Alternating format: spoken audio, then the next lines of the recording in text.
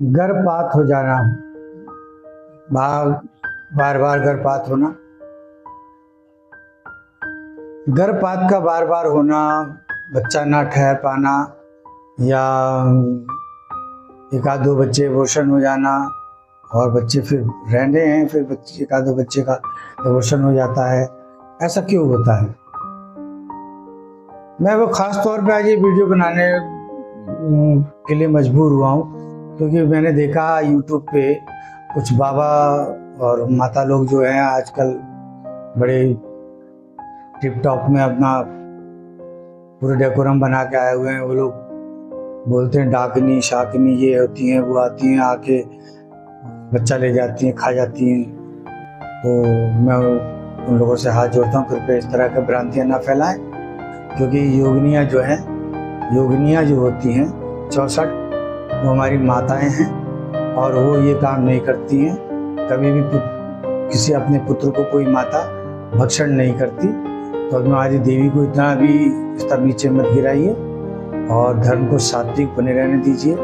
आप बलि को श्रेष्ठ कहते हैं, तो मैं ये कहता हूँ बलि अगर देनी है तो अपने मस्तक की दे दीजिए, लेकिन किसी जीव में किसी भी वो जीव की बलि मत दीजिए।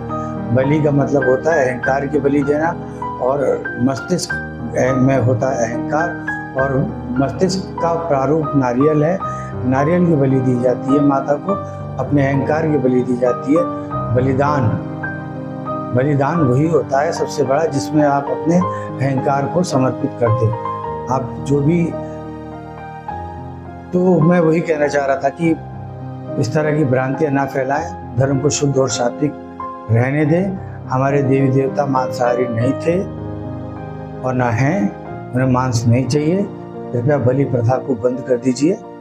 और मैं अब आपको संतान के बारे में बताना चाहता हूँ कि अगर जो संतान बार बार इस तरह से होती है तो उसका कारण होता है पंचम भाव। अगर प्रथम भाव में राहु हो, पंचम भाव में राहु हो, नवम भाव में राहु हो और अगर किसी की कुंडली में 11वें भाव में राहु हो तो या पंचम भाव के स्वामी के साथ कहीं भी राहु दोनों शत्रु हों और एक साथ बैठे हों तो ऐसी स्थिति आती है।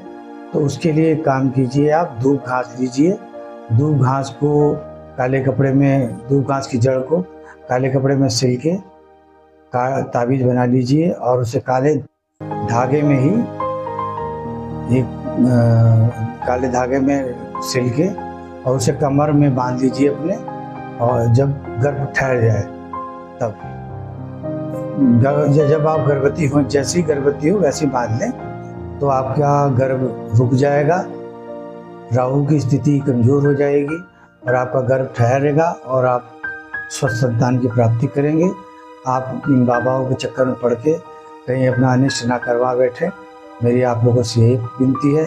धर्म को इस तरह के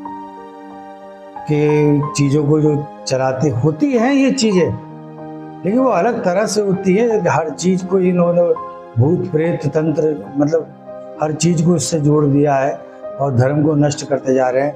कोई मांसाहारी बता रहा है, कोई शंकर भगवान को, कोई राम को, कोई किसको बता रहा है। तो कृपया इन दुष्टों के मुंह बंद करने के लिए आप लोग आवाज़ उठाएं और हमारा साथ दीजिए।